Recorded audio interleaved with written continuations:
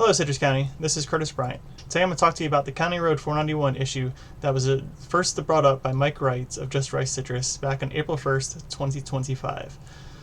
There's been a lot of discussion in the community recently about this. A lot of misinformation has been put out there. I've done my research and I've done some public records requests. I want to show you today what that looks like and give you a timeline of events from the beginning of when all this happened all the way through where we are today. So let's dive in.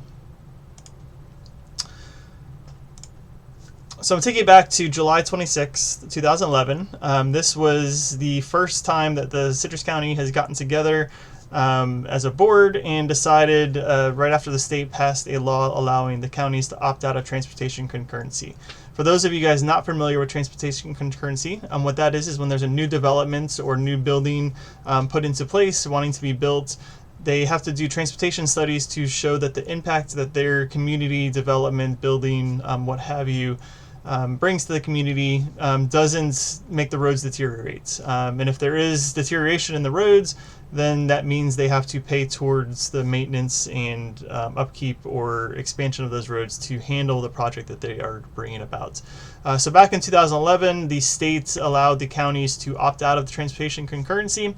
And you can see here, July 26, 2011, the board had a board meeting, and on the agenda they put the transportation concurrency out there to opt out of that, and they decided to move forward as a board, and this final bill or opt out happened December 2011.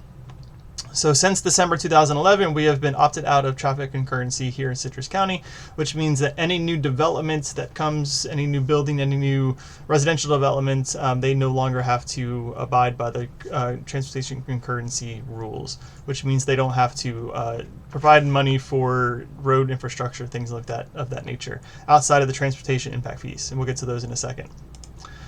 Also, we had an impact fee moratorium in 2015. What this means is that the board decided to bring impact fees down to zero, to waive impact fees because they wanted to boom growth. They wanted to bring all that growth here to Citrus County. So they voted in 2015 to put a moratorium on impact fees that they would revisit later. Subsequently, since this date, they have started bringing them back. I believe 2016 they revisited them and brought transportation back, and then they started bringing some other ones back a little bit slowly. The issue with these two items, that's important to talk about these. I know they are, about 15 years ago, 10 years ago, somewhere in that range. It's important to talk about these things because a lot of the issues we're seeing in Citrus County with the growth and without having the money for roads and things of that nature are directly results because of these decisions. Had we not opted out of traffic concurrency, transportation concurrency back in 2011, all these developments that we're seeing come online would have had to pay towards pay fees towards expansion and maintenance of these roads. My estimation is on the low side about $42 million we would have collected in those 15 years. My estimation, I believe, is on the low side because I based it off of the impact fees discussion when they talked in 2023 rather, how much money they were losing per year with a 50% impact fee, and it's about $3 million per year. So I just used that number to calculate from 15 years. So it gives us about $42 million on the low end. I think, again, that's a lot higher number, but we'll just use $42 million. So from the concurrency issue itself, $42 million, and then impact fees, obviously, roughly about $3 million a year in those time periods. So that's many millions of dollars that we've lost due to decisions of the board. But going forward to today, all of this came about December 17, 2024. We had a legislative retreat. What that means is that the board gets together, they discuss things that they want to bring to the state legislature during session so that they can try to get appropriations for these different projects. The board meets, has discussions of what projects they want to prioritize. And we can see here in section 1 the project that they decided to prioritize for legislative requests. These are the official asks that we're going to take to Tallahassee to tell our representatives this is what we want funding for. So number 1, funding for the Barge Canal boat ramp. Number 2, Halls River Road multi-use path. Number 3, funding for Citrus County Fire Rescue Station number 8. So those are the 3 official things that we wanted to go to Tallahassee and ask our legislative delegation for up there to those things. Section 2 here, these are special requests for consideration. Basically what these means are these are other items that we're looking for money for that will notify the House and Senate that, if there's additional funds around, that these would be things that we're looking to fund. And obviously you can see on here that Lecanto 491 is on there. However, the difference between the appropriations request and request for special consideration, appropriations request is what Citrus County specifically asks for in a request. We file a form with the states or with the representatives. They file it and take it to Tallahassee. They have the discussions, and then those are the things. So these are the three things that Citrus County specifically opted to ask for money for. January 14th. This meeting was the finalizing of the legislative asks. This was a 5-0 vote to prioritize those 5 projects: Barge Canal Boat Ramp, Fire Station, Halls River Road, Multi-Use Path. So they got together, they voted 5-0 to ask the state for funding for those things. These are the appropriations requests that were filed on behalf of Citrus County. These ones were filed February 25th, 2025. So these are the official asks. This one is the Barge Canal Boat Ramp, number 2845. For the House side of it, this is the Halls River Road, 2846. This is Fire Station number 8, 2844. So these are the 3 asks that we went specifically to Tallahassee. If you notice on here, on behalf of Citrus County, so it's an official ask of the government to fund us for these specific projects. February 5th, 2025. This is when the chaos kind of started. We have Ruthie Schleybaugh, who's a former county commissioner. She sent a text message to Walt Eastman, which is one of our public works directors, works in public works for here with Citrus County. That text message is, what is your email? Is it walt.eastman@citrusbocc.com? So February 5th, also later that day, Laura Bomer, who is a representative for Southern Group, which is a lobbyist committee, sent an email to Walt as well. This is the email. Attached, you'll find the House Forms 491. If you can fill this project description, the guts, we can fill the contact information, etc. Thank you. Let's go get you some money. So this is Laura going to one of our staff members, Walt, asking him to fill out the form.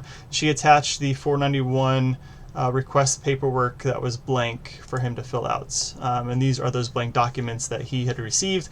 On the left there is the Florida Senate request. So this goes to the Senate. On the right hand side there is the appropriations request that this goes to the House. So he has to fill these out, obviously 7 pages, 11 pages for these things. On February 10th, Ruthie sent a text to Walt. Hi Walt, have you been able to send any paperwork to Laura at the Southern Group? This is her email address. So she is asking Walt to fill out that paperwork and get it to Laura whenever he could. February 10th, another text from Ruthie to Rebecca Bays. Has Walt sent over the appropriations request form so Laura can file it? The deadline is tomorrow. February 10th, 2025. Walt sends the completed form to Laura. Good afternoon, Laura. As requested, please see the 491 information that I have available. So this is in reply to that request from Laura. Now here is the appropriation request for the House that he had filled out. Title of the project here is 491 from Pine Ridge to 200. JJ Grow. Importantly, look at this number here, $67,100,000. This is the amounts for the fixed capital outlay for this project. This is the Senate form. Notice he put Senate sponsor Blaise and Golia. Again, the request is $67,100,000. This is the breakdown of that. PD and E in design is $11.1 million. Right away legal acquisition is $56 million for that total of $67,100,000. February 10th, 2025, there's a text message from Ruthie to Walt. Thank you, Walt. So she is thanking him for sending the forms to Laura. February 11th, 2025, text message from Ruthie to Walt. We need to break this down from where it starts on 491 around Pine Ridge to 41. Do you mind if we edit it and ask for and do a lower ask? So basically what she's wanting to do is she's wanting to lower the amount of money that they're asking for. Instead of that $67,100,000, she wants to lower it down to a different number. Now this is the form that ends up getting sent to the state Senate. If you notice, when Walt filled this out, he put Senator Ngoglia's information on there, his name. Now Ruthie has since, or someone at the Southern group has since changed that to Danny Burgess, which is going to be Senator Danny Burgess. He is located down in Pasco County, and this is where they changed the outlay, the total amount requested, to $3 million instead of the $67,100,000. February 19th, 2025. Email from Ruthie to Steve Howard. Dear Mr. Howard, I hope this message finds you well. To help expedite a leadership fund request, I kindly ask if you could review and sign the attached attestation at your earliest convenience. We understand that the 491 project is a priority for Citrus County and serves as a designated evacuation route established by the state. Please be assured that this request will not impact the existing transportation work plan. Thank you for your attention to this matter, and feel free to reach out if you have any questions or need further clarification. So here is Ruthie sending the form to Steve Howard, which is our county administrator. This is that form. So it is already pre-filled for him to fill out. He just needs to sign his name and date it at the bottom here. Importantly, note up here, it says on behalf of Citrus County. So this is going to be a request going to Tallahassee. This is the House form. On behalf of Citrus County, this is the request number that's going to be filed at the House. This is the description of the plan for that. February 19th, 2025. Email from Steve to Ruthie.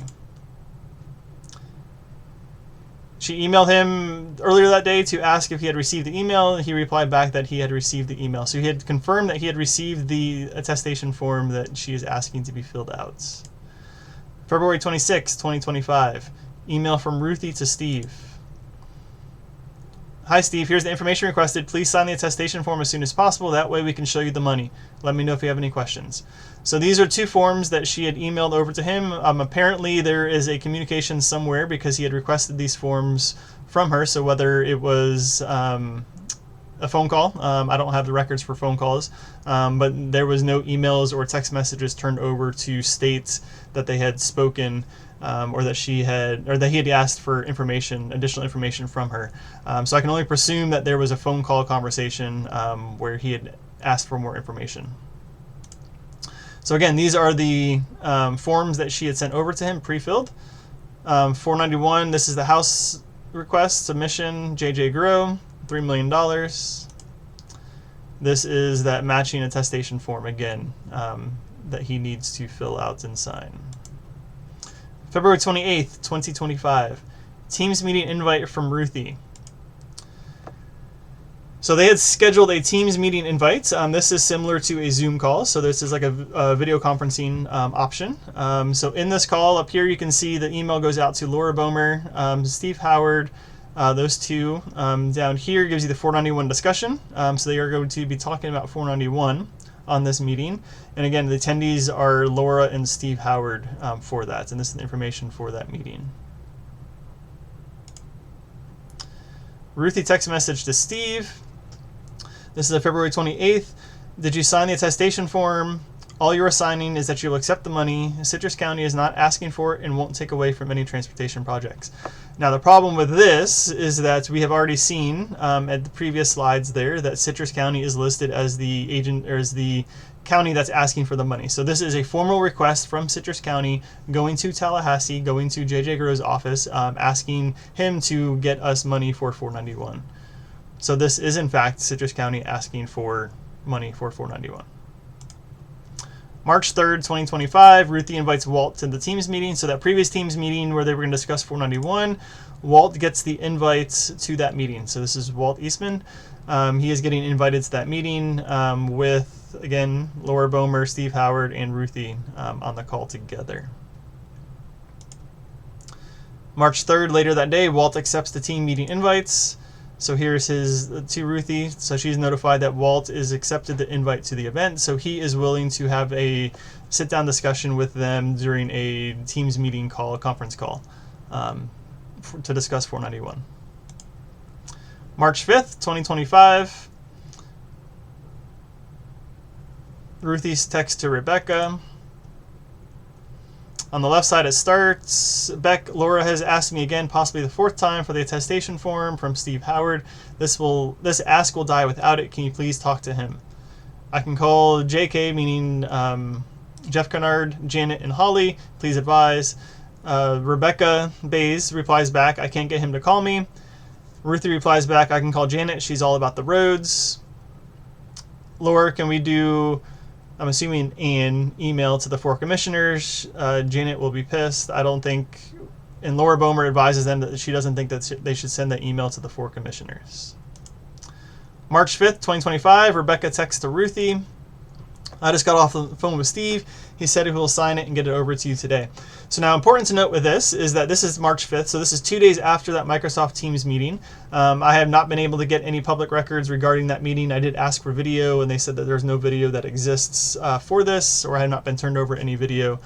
So I don't know what was said at this meeting, if there even was a meeting, but this was 2 days after the Teams meeting, which would have been March 3rd, where they had that discussion with Steve Howard, Walt Eastman, Laura, and Ruthie. And then presumably Steve got whatever answers he wanted from that meeting or that conversation, and the conversation with Rebecca for him to send the form over. And this is Rebecca to Ruthie saying that he will sign the form and get it over. So March 5th, 2025, Steve sends the attestation form to Ruthie. Attaches the completed and signed attestation form for 2025-2026. And this is from Elaine Thomas, who I believe is Steve's secretary or administrative assistant, I think is the better word. Good afternoon, Ruthie. Steve Howard asked me to send you this attached. Hope you're doing well. Take care.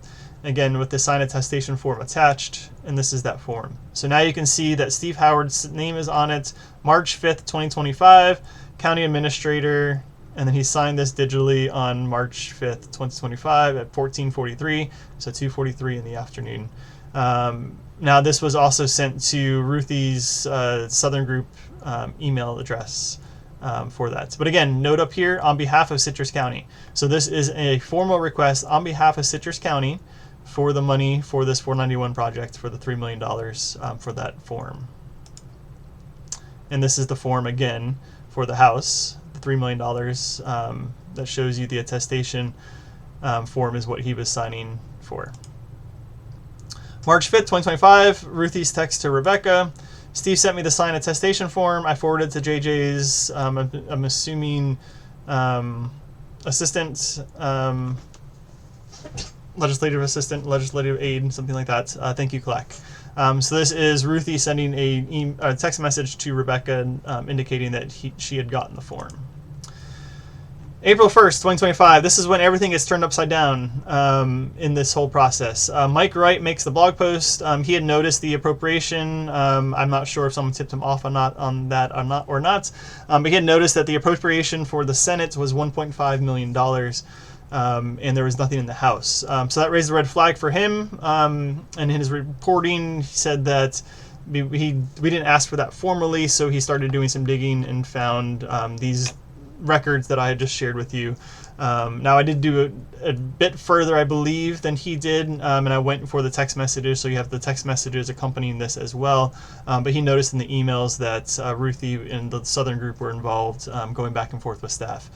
Now again, this is all important because these attestation forms and these formal asks are generally not done without the board approval. In fact, I can't find one in the past that they had filled out without the board approving that legislative request. So April 1st, 2025, Ruthie and Jeff Kennard start texting. This is after Mike Wright has outed everything, made his blog post in that morning. So I'll pause the screen for a little bit if you guys want to read through these. But basically this is Ruthie messaging Jeff regarding the articles that Mike Wright has written.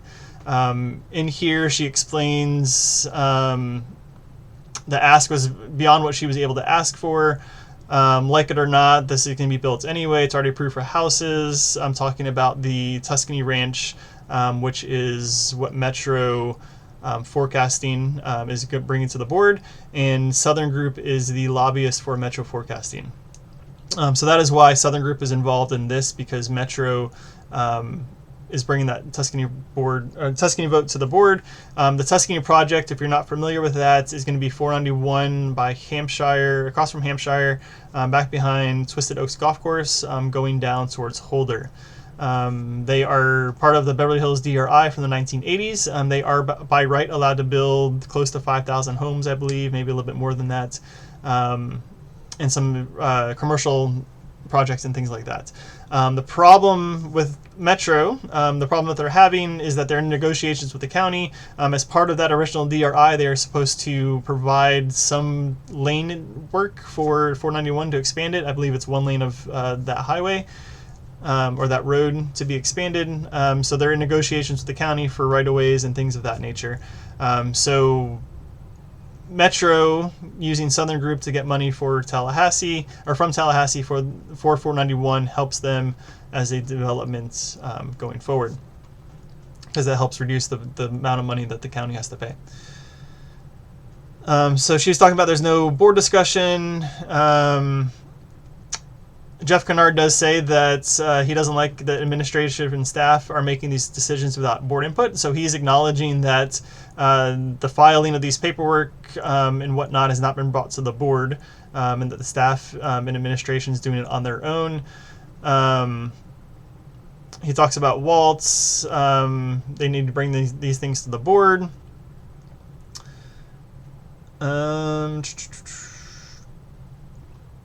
He's talking about here, so this is important to note, soon that we are going to be asking the voters to pass a 1-cent sales tax increase. They're skeptical and don't trust local government. These unforced errors further erode their confidence that we'll do what we say we're going to do and assure its failure.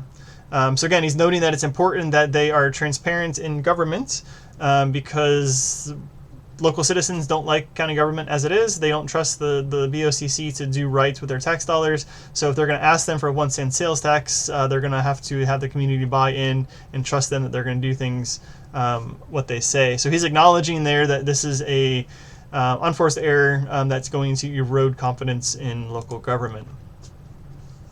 Some more text messages in this thread.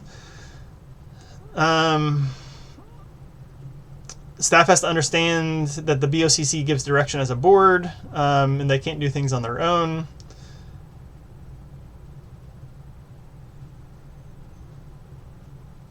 He's acknowledging there's an organized effort underway to advance the sales tax referendum.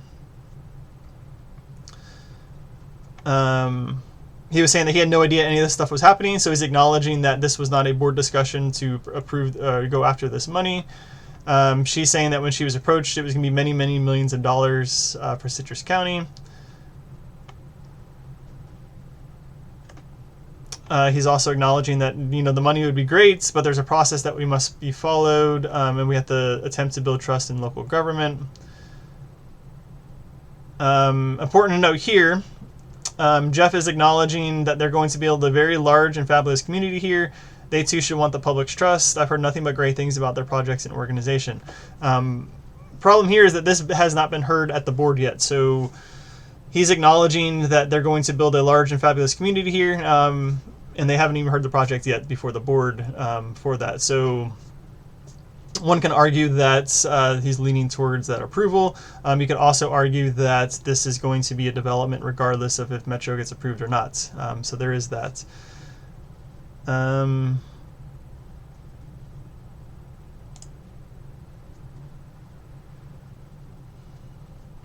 Again, he's acknowledging that getting the money is great, but we must have public trust with the sales tax that they're going to want to push at the November 2026 election.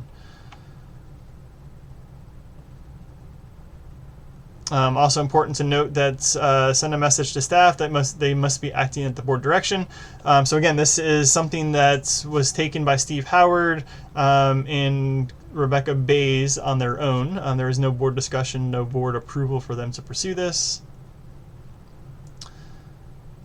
He's acknowledging that Southern Group Metro is going to be just fine. She's acknowledging that people, all the lobbyists and all that are upset about this situation. She's bragging that she looks like a money magnet now because she's able to bring in $1.5 million, and she also brought in $350,000 for the Citrus County Sheriff's Office. Now, something important to note here, it's been often mentioned that we did $1.5 million, but keep in mind that the Senate side of the equation was $1.5 million, the House side was $0. So with the House side being 0, that means there's no appropriation for $1.5 million that Citrus County was going to be getting. Both sides have to agree to the amounts, and then it goes to DeSantis' office, and then DeSantis isn't even guaranteed to sign it and approve the money because he's also vetoed lots of things in the past. So there's no telling of what DeSantis would approve or not approve, or if we were even getting this money. Jeff here is saying that they could have brought this to the board at any time. This is a quote he could have done. The board has set legislative priorities. Let me present the idea to the board. I believe they'll be highly favorable to the idea. Then we can move forward. So that was his suggestion, that they bring this to the board when she's talking to people. Have different things brought to the board so that the board can discuss it.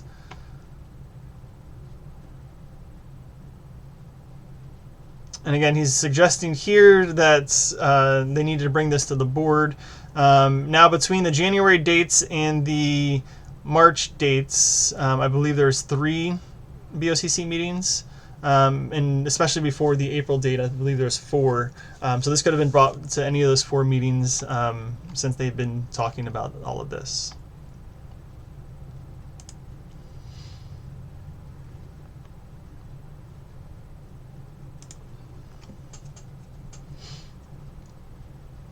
So some more text. He is saying that this is going to pass before lunch, meaning that all this is going to blow over. People forget about it. And once the Capitol gets busy, they'll be focused on other things. So this will die down. There's not going to be any issues. He's noted here that Metro has a great reputation for building quality communities and a board who recognizes a need for these types of residential projects. We don't need to go to the war with a local blogger. Citrus County needs more housing products, including multifamily, as well as areas of higher density development. So again, he's acknowledging his favorability towards this project before it has even gone to the board. Now, this is a quasi-judicial procedure, meaning that all of the evidence presented at the actual meeting, which will be May 13th, is the evidence that they are to consider when they are considering these projects, and any outside evidence of things outside of that does not equate to this project, so they can't consider that at the project. So think of like a court case. The court can only hear what is presented at court. They can't consider things outside of the, what is presented at courts.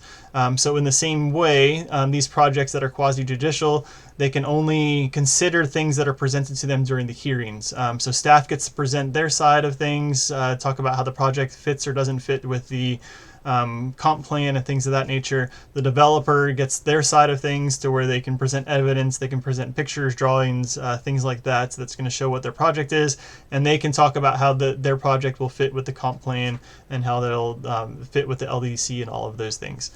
So the fact that, red flag here, he's already noticing, recognizing that they need these types of projects, and they have a board that recognizes the need for those projects, including multifamily, higher densities, which this specific project is asking for an increase in density in certain areas, which is one of the reasons why it's coming to the board in the first place. So a little red flag on that, and I'll dive into the Tuscany project in a different video, but just kind of keep that in mind for this. Talking about how he commented first, and she's upset with him about commenting first on Micro Rights. He's telling her to ignore it, saying it's only a fire among 50 people. And then she's just saying it's stupid that they would reject the money. So that's a text message thread there. So April 2nd, one of Micro Rights' articles that he wrote on his page, Senator Ingoglia replies to his post. Just to make everyone aware, I have a standing rule that no appropriation is to be requested of the state unless the BOCC, which is the elected representatives of the taxpayers, signs off and approves the request in a public meeting. I refuse to entertain millions of dollars in funding requests by staff who are not accountable to the people. This has been my standard operating procedure for years. Not only has the project been rejected by the BOCC, the party circumvented the ethical and transparent process set up by my office and requested the money from another senator that does not represent the district. All this was done in darkness without my knowledge. Citrus County definitely deserves better than these shenanigans.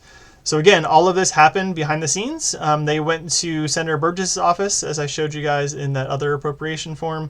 They did not take it to our senator who represents us. They took it to the one who represents Metro Group down in Pasco. April 7th, 2025. This is Curtis's Bryant email. So myself emailing Senator Ingoglia. Again, I've been starting to be targeted from several members in the community, particularly those with a chamber connection. And in particular, the chamber CEO has been starting to hammer me for all of this, blaming me for it. So I'm putting my emails out there in the public domain as well, and showing you guys my involvement of what I had done. So this is my email. Good afternoon, Senator. I wanted to take a moment to ask your opinion on the 4901 appropriations request issue that we are seeking in Citrus County. As you are aware, Mike Wright, Just Right Citrus, brought this to light last week. I've seen your initial response on his post, but haven't seen much since, although you did just comment earlier today. I'm going to the board tomorrow during the open of the public portion and want to present a valid case for what I feel should happen, but want to include all the facts that I can. So I was wondering what your thoughts are on this. I feel that this puts our county in a bad position in Tallahassee and potentially hurts us down the road for other appropriations requests. I understand if you're not able to say anything or reply back with additional information, but at least I wanted to at least ask your thoughts on the matter. Thank you for your time. So I get a reply back later that day. It was about 30 minutes later. I'm very transparent. This was the end around to bypass my very open, transparent, ethical process. The state sponsor, Burgess, didn't even know about the controversy until I brought this to his attention. The road needs major expansion, or the road needs an expansion, but this is not the way to do it. So again, he's acknowledging that the process that was taken for this appropriations request was not the proper process to ask that for that. I follow up with him later that day. These are those emails. So down here, I appreciate your response. If I might ask, is there anything the county can do to rectify this with you and Tallahassee as a whole? I have to imagine this puts Citrus in a bad light. Again, if you aren't able to respond, I understand. I'm just trying to help Citrus navigate this forward. So I'm looking for him to tell me something of some type of action that he wants to see. Again, my fear with all of this is that this makes us look bad in Tallahassee. So when it comes time to appropriate funds for Citrus County projects, they will look negatively at us because of all of this. The reply back, in my opinion, they need to pull the appropriation, apologize, and resubmit with board approval for the next session. All this needs to be done in the sunshine where the taxpayers can see what's going on. So that brings us to our April 8th, 2025 BOCC meeting. At this meeting,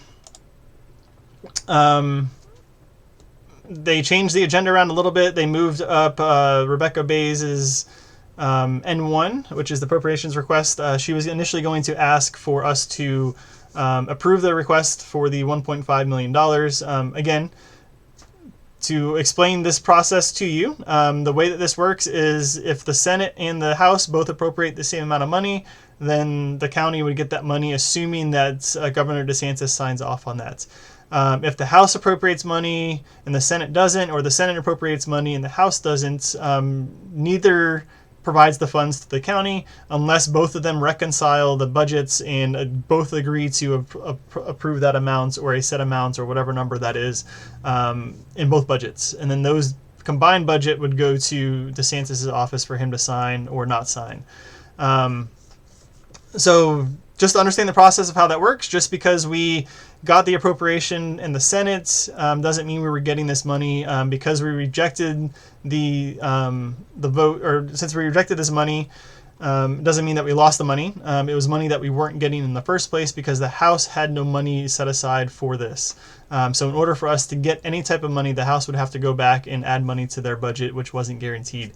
So right now, this was just an appropriation on the Senate side that we were quote unquote approved for. But again, no money was coming to us at that particular moment. So during this meeting, Rebecca Bays commented that DeSantis gave us $2 million for the industrial park. I believe that was in 2023, and it was grant funds. It's important to note this. She made this mention because the $2 million that he gave us, she is correct in saying that the board did not approve that request, nor did it approve the acceptance of that money. The key difference here is that this money was given to us as a grant. These were grant funds. This was not money that Citrus County asked for. This was a grant that was provided from the state of Florida to Citrus County. So it was not a legislative request or legislative appropriation request. important to note the differences there. With this particular project on 491, it was a formal appropriations request that we sent to Tallahassee asking them for money for Citrus County to provide funds for 491. With the DeSantis money, it was $2 million that a grant was given to us that we did not ask for. Quote unquote, we were approached by someone else who wanted to provide the funding. So she is correct in saying that she was approached by someone from Southern Group, which was Ruthie Davis Schlebaugh. Ruthie approached Rebecca and staff to get this. Laura approached Waltz initially, I believe it was. But anyway, the Southern Group approached Citrus County asking for us to fill these appropriations out. But it's misleading because they didn't want to provide funding. They wanted the state to provide funding for us on behalf of the developer.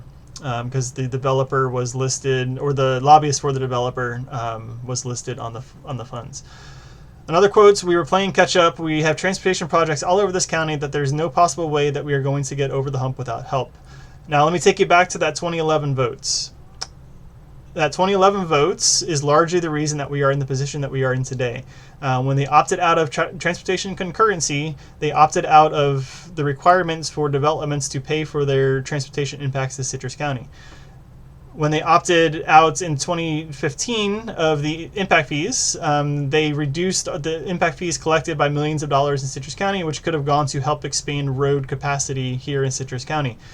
So these are all problems that we have done to ourselves. Had we not opted out in 2011, we would have transportation concurrency today, which means that every project that came before the board, every project that gets built, every home, every development would have to do a transportation study to show that their impact to the infrastructure, particularly roads, didn't exceed the capacity of the roads, and if they did, they would have to pay money to get those addressed. So again, we're missing tens of millions of dollars that we could have collected over the last 14 years in transportation concurrency due to that. And then her response was, give me 50 lashes with a wet noodle. Again, basically saying that this was no big deal. And she did her best to try to get money for Citrus County, and she's not sorry that she did all of that because it's in the best interest of Citrus County. So again, no accountability. I've been clear on this since day one.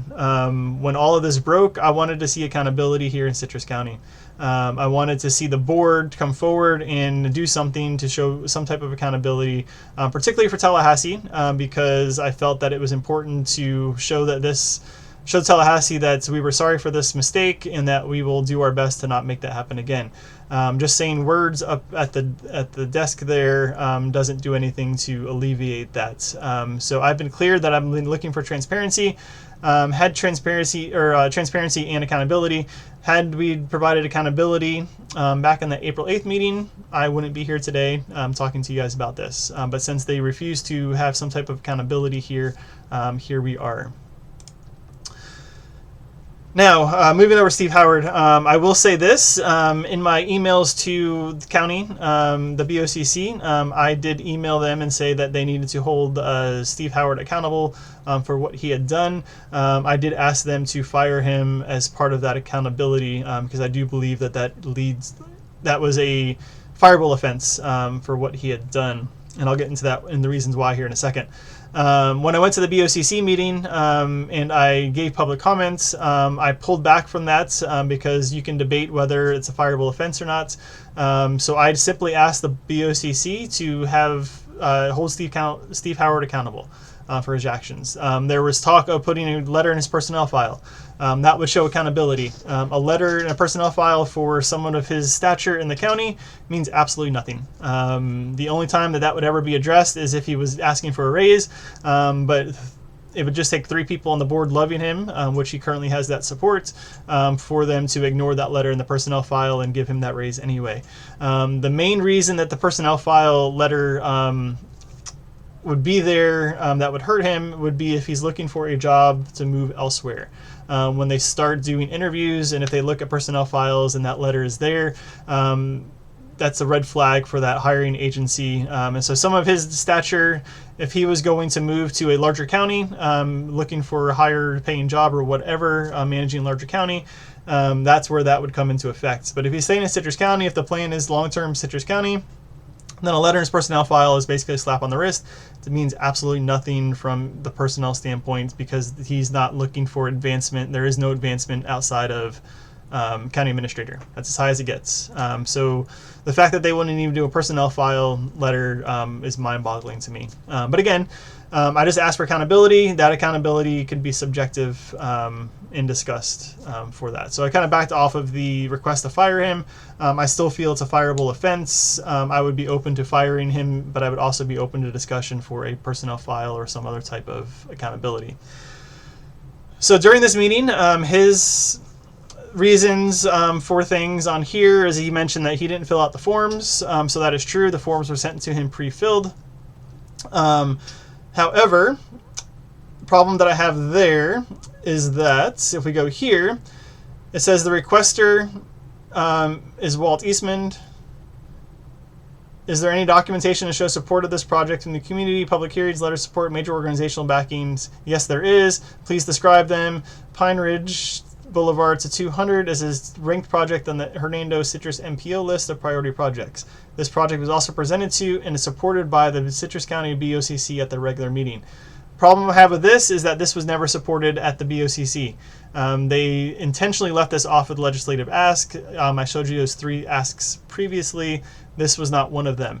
So this was on the form that was pre-filled out for Steve Howard to sign.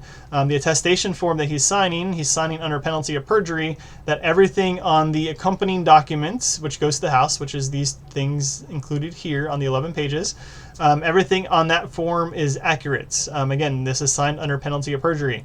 So he didn't fill out the forms, he signed the papers, so did he not read what he signed?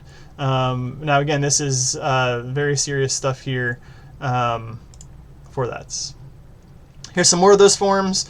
One thing to note here on this form, it's going to say that ways that they can the method of measuring the level of benefit and outcome. So if this road was built, they can measure the benefit by taking the blood pressure and weights of area workers and residents that can be measured prior to and after construction of the facilities.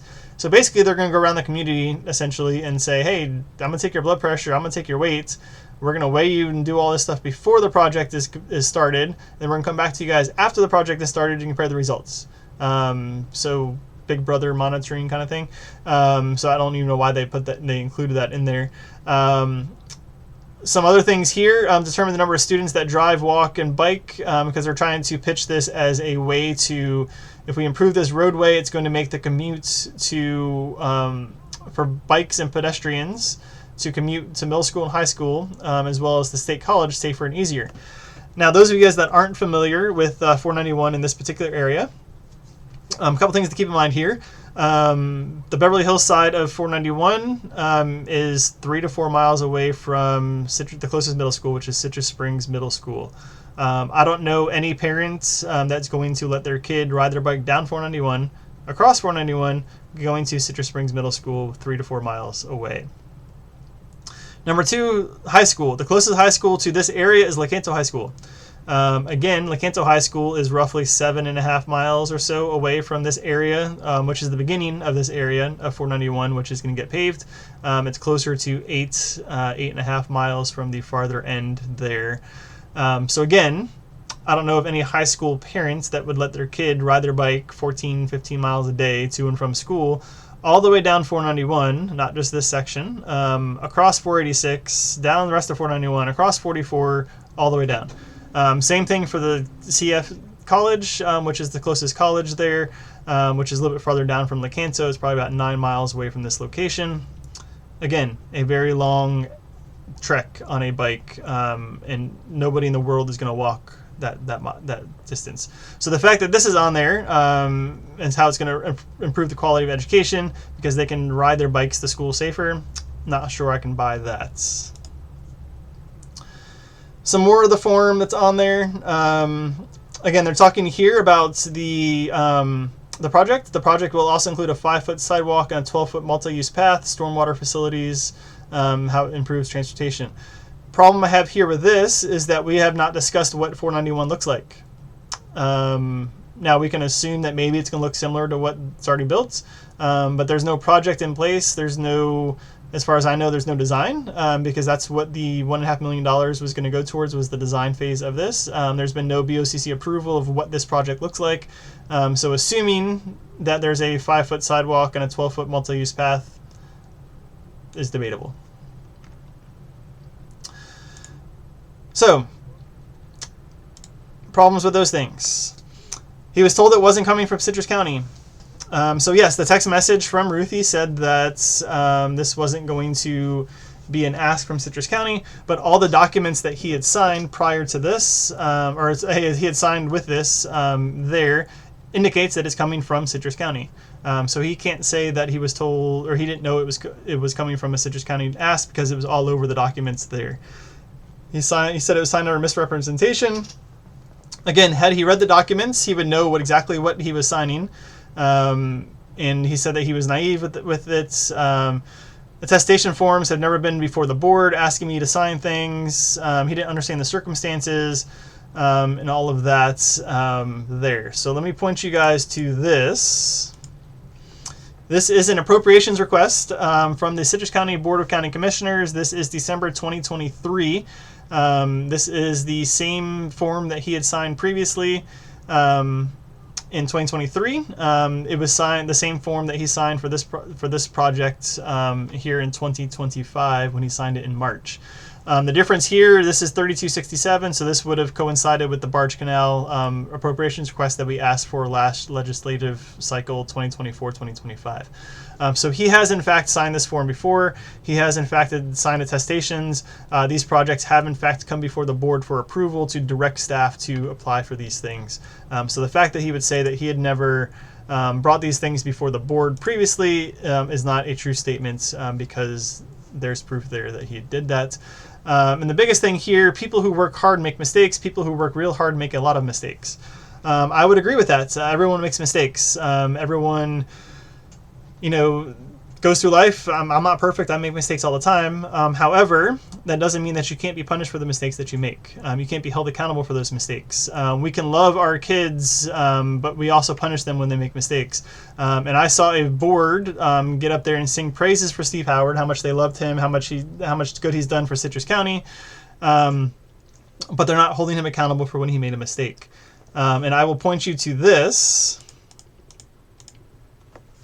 This is Avis Cole. He is our tourism director. He was recently suspended for 3 days and received a 6 months extension on his probationary period. This is in addition to an administrative leave that he was placed on for a couple weeks starting February 20th. He was found to have been using the county car. It says on here, taking the vehicle home several nights without permission, using foul language in front of staff, and engaging in inappropriate conversation with the staff. I believe also there was something in there about using the county debit card for purchasing lunch, which he later reimbursed. So these were the things that he was accused of, and HR found that he had violated county policy for its workers for. And he was suspended for 3 days and given 6 months extension of his probationary period. So again, he made a mistake. He was held accountable for his mistake, receiving administrative leave plus a 3-day suspension. So there was some type of accountability there. The fact that the BOCC has zero accountability and has refused to show any type of accountability for anyone, for Steve Howard, who had made this mistake, is just mind-boggling to me. So again, I think there needs to be some type of accountability. We can debate what that accountability looks like and what it needs to be, but they need to do something to show the citizens of Citrus County that they will hold people accountable. The biggest question I have in all of this is, what does this make our county staff feel like? They see one of their own in Avis getting 3 days of suspension for something that he had done incorrectly, but now they see their boss skating by with the full support of the BOCC without so much as a letter put into his personnel file. So I can't even begin to imagine what that makes our staff feel like when they see all of that happening and no accountability. Now,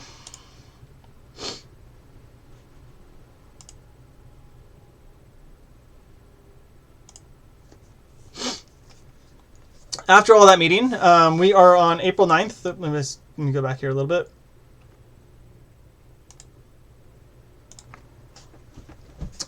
So, Mike Wright made another post about the BOCC meeting on April 9th, 2025. This is our senator's response. I did not have an opportunity to watch the commission meeting yesterday, but my staff watched and briefed me on the actions, or should I say inactions.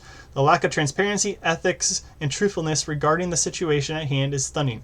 Not only did Mr. Howard sign and attest the appropriation request yesterday, he stated in an open and public meeting that he has never signed these attestations before. He even alluded to researching to see if he has done it before and self-concluded he had not. That is simply not true, and he knows it. Not only has he signed these appropriation attestations before, he's been doing it for years. Maybe he should do better research. Unfortunately, the issue is being swept under the rug, and people are not being held accountable for their actions. Citrus County residents are right to be angry and frustrated with their local governments. I sure am. Again, calling for accountability. May 1st, 2025, there was a Chronicle article on their Facebook page that was shared. There were lots of comments back and forth regarding things. I had pointed out that the county had made a lot of these issues and problems in the past with their decisions of opting out of traffic concurrency, as well as impact fee moratoriums and delays in bringing impact fees back up to 100%. So this is his response to that, saying that I was absolutely 100% right on this. The county opted out of concurrency years ago. They could have collected a ton of money for the expansion of the roads, but chose not to. Now they want the legislature to undo their past and poor decisions. The legislature offered numerous ways for them to fix the issue, but the county rejected them all. The county's fix is to change the general law, which would affect all 67 counties, to fix one county's problem. That would create problems for the other 66 counties. We offered them 3 solutions. Number 1, opt back in, which may get challenged in court. Number 2, assess mobility fees, which would allow the expansion of roads in capacity. Easy fix. Number 3, file a local bill which only affects Citrus County. Easy fix, but they would have to wait until the next legislative session. All of these were rejected by Citrus County. The Senate bill moves along, time to buy them solution. When none was to be found, the bill died. There are teams of lawyers and subject experts up here in Tallahassee that Citrus County is not listening to. Again, these are self-inflicted wounds. The bill that he is talking about here is there's a transportation concurrency bill sitting up in Tallahassee. I believe it passed the House.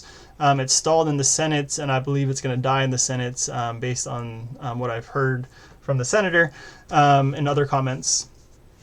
And this bill would have changed the way that the transportation concurrency works.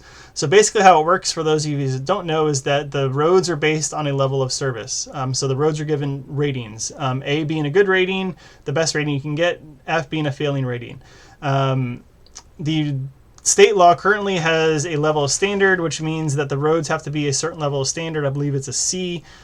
Throughout the county for us to institute transportation concurrency. Back in 2023, when we explored going back to this, it was decided it was going to cost about $120 million to bring up the roads that we needed to get to the ability to bring back traffic or transportation concurrency. So obviously we don't have $120 million sitting around, so we aren't able to bring the roads up to the condition that we're able to reinstitute it. This bill in Tallahassee would have relaxed that law a little bit and allowed us to use the current road conditions to factor in to transportation concurrency. That would mean that the current roads, whether they're C, D, F, whatever rating they are, if the new project that's being proposed doesn't reduce it below that threshold, then that project would be allowed without having to do anything, is my understanding. But in any case, it would have allowed our county in particular to go back to transportation concurrency. The problem there is that, again, lack of transparency, lack of accountability. Tallahassee is frustrated with us. In particular, our senator, who's been very clear with that he was seeking accountability for things. And so now that gets messy in Tallahassee, and now we don't get a bill that gets changed. But again, he is correct in that this bill would apply to all 67 counties. And we don't know of the 67 counties out there which ones did or did not want to have this bill done. So having the state change a bill just to help us or help other counties in our situations, I don't know how many of those there are. But assuming there's a handful, again, you're changing state law for the entire states for all the counties, which we don't know if that's the best way to go. So that is where things stand currently. So all of this has happened. All of this has gone through. This is kind of where we're at today. There's going to be another meeting on May 13th, I believe it is, the regular board meeting. I haven't seen the agenda yet. It doesn't come out till later this week, but I have heard from other commissioners based on the past meeting on the 22nd that they plan to institute some ordinances and different things for that meeting. So again, my call in this all is simple. I want the county to show accountability. I want the county to show the citizens of Citrus County that the county can be trusted going forward in handling the business of the county and not doing things behind the back. And when there's mistakes made, I expect some type of accountability to be had. So again, that is my call for this entire situation, is to show some type of accountability.